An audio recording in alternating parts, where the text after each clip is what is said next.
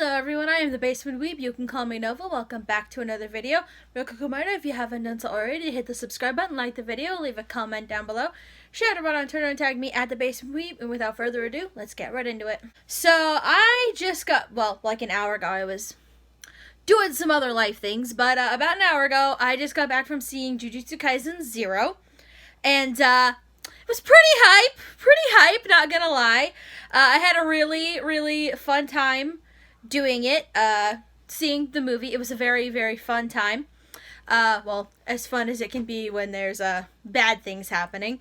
But this will contain spoilers because I don't care, because I'm like, you know what? I like to talk about very specific things. I don't like to be broad and vague with my things, because the things I usually like about movies tend to be very specific and usually very spoilery. So, here's your warning right now. This video will contain spoilers for Jujutsu Kaisen 0. Go watch the movie and then come back and watch this review, because it's a very good movie and definitely worth watching. So, with that out of the way, let's talk about the movie. So, this movie focuses on Yuta Okotsu and Rika. I don't remember her last name, but Rika, if you've seen Jujutsu Kaisen, you know who, and Jujutsu Kaisen 0, and you've been around Crunchyroll on the internet, they've been promoting the hell out of this movie. You know who Yuka and Rita are. So, forget I said that. Yuta and Rika. My brain is done. I'm so tired. Anyway. But this movie is about Yuta and Rika, and kind of how they became entangled, and how Rika and how they both got cursed and all that good stuff. So yeah, so I really liked Yuta a lot. Yuta was very interesting, and Yuta was a very different kind of protagonist than Yuji Itadori, because Yuji is very much like, he became entangled in this, and he doesn't really know how or why. He made the choice to eat Sukuna's finger, and that's kind of how he got into it. And then Yuta, meanwhile, apparently, spoilers for the end of the movie, came down from a long line, like, very far back in his history. He was descended from a super powerful sorcerer, so that's why he had so much curse energy, and he was able to curse Rika. Now, for the longest time, everyone thought, oh, Rika cursed Yuta, but it was the other way around, and I'm just like, that's really interesting. But I really like that, there was resolution for that at the end of the film. But the main thing I want to talk about, the thing that really stood out to me was the animation, though. Studio Mappa with a movie budget. Holy shit! You thought they could do good animation before, but damn! This animation was so good! Like, it was so good. Like, I saw it and I was like, ooh, it's so smooth. It's so fluid. It's so pretty.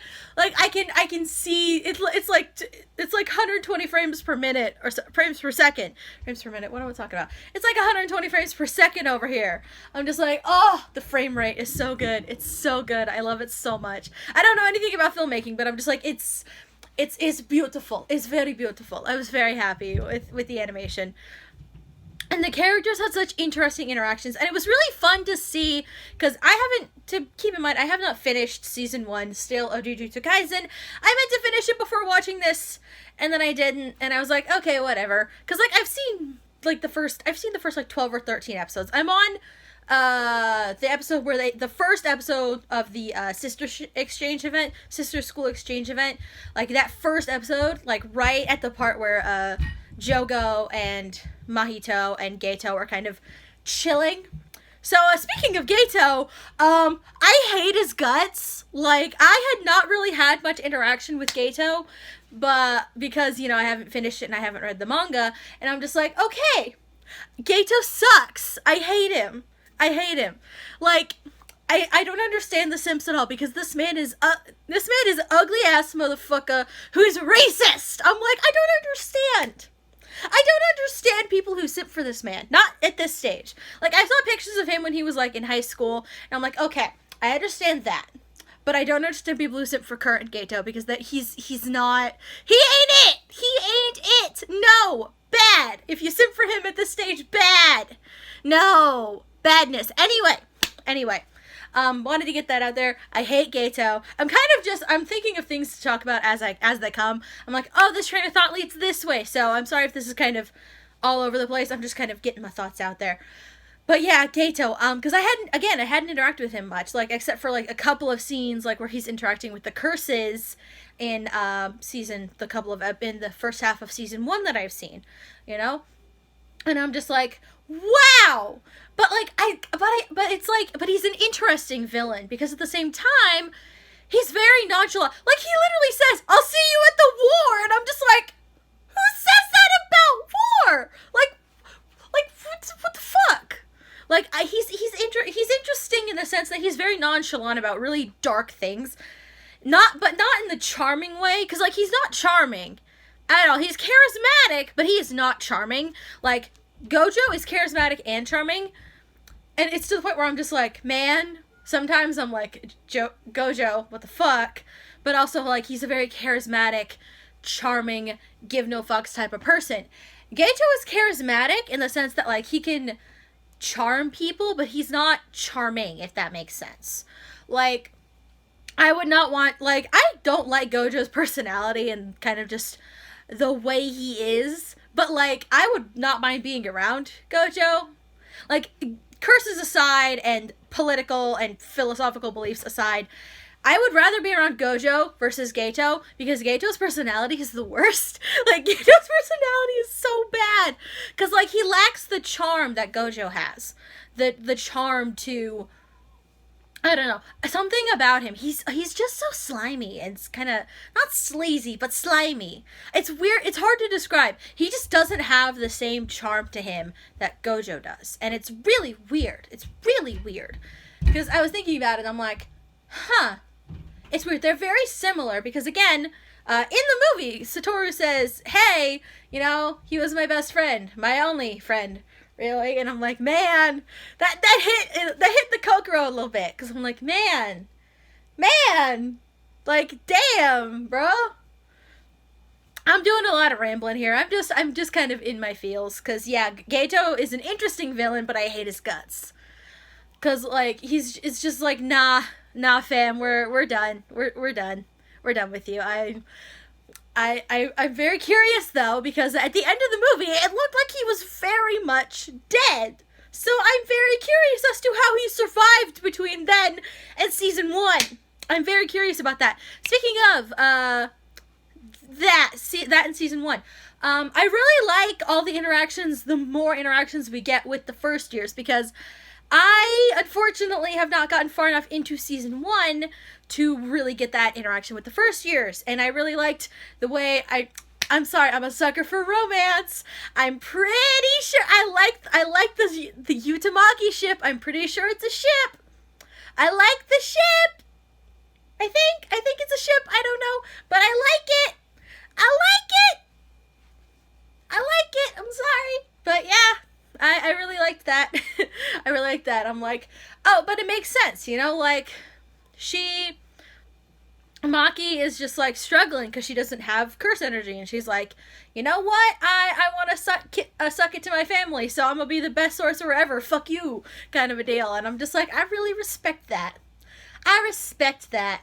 And, like, I mean, I knew that because I'd been far enough into season 1 to know that she didn't have cursed energy and she needed glasses to see curses, like her special glasses. And I was like, and I was waiting because, like, Yuta was asking her, hey, can you show me how to, like, imbue curse energy different? She's like, don't ask me about curse energy. And I'm like, ooh, oh dear. That's not going to be good. That's not going to be good at all. But, yeah, that's pretty much all I've got to say on that part. One more thing, and then I'm going to stop rambling and let you all be on your way. But, I loved the Gojo fight. Was it Miguel? I think the guy's name was Miguel. But, his fight with Miguel was so good. And I think Mappa loves Gojo because, like, the fight was so awesome and so cool looking. And I was just like, oh, yes. Like, he was mad. I have never seen Gojo angry, and I'm just like, oof. Oh, he pissed. He pissed. He in his feels right now. He mad. I was really happy about it. That was so cool. Like it's really hard to describe unless you watch it. If you've watched it, you know what I'm talking about. It looks so. It was clean. Gojo's fight was clean. It was so good. And then at the end when they couldn't recognize Gojo because he didn't have his blindfold on, they're like, "Who the fuck are you?" And he's like, "I'm your incredibly handsome teacher, Satoru Gojo," and stuff. And it was just like, man. And like I'd never seen Gato's, like I'd heard of I to be honest with you, I only know Gato's curse technique because I have read fan fiction that has him in it that like when they talk about his curse technique, I'm just like, okay. But like today is the first time I've seen it in action, and I'm like, that is really. First of all, how did he figure out his curse technique? Like, how did he figure out what the fuck that was? Like, how did he figure that out? But on top of that, like, it was really interesting to kind of see it in action. You know, just for him to be like, you know, he's like, what is it? Mahito can do like idle transfiguration. He can fuck around with the shape of your soul. Gato is just like, I can command curses and manipulate their spirits. And I'm just like, that is fucked. No wonder you and Mahito get along. Bro. Man. But yeah, this was just a lot of me talking and being excited and not knowing what I'm talking about. But I had a good time. It was a really good movie. Definitely worth going to see in theaters, especially because like the sound system and the fights it sounded really good on the big screen and it looked really good on the big screen. So definitely, if you can go watch it, go watch it. Go see the dub. The dub is really good. They don't have a lot of showtimes for it, which at least where I am, which is really, really annoying because everyone is like, oh, like a lot of voice actors were commenting on it on Twitter being like, hey, Jujutsu Kaisen 0 has like 1 dub showing and like 5 sub showings. What's going on? And I'm like, yeah, I feel that. Thankfully I was free today because I don't work on the weekends sometimes, and I was very lucky that I was able to go see it at this time frame and I didn't have any conflicts. But a lot of people aren't so lucky. Like, there was like 4 people in the theater I went to, and I was like, man, that sucks. I really wanted this theater to be full because it's a really good movie and more people should see it.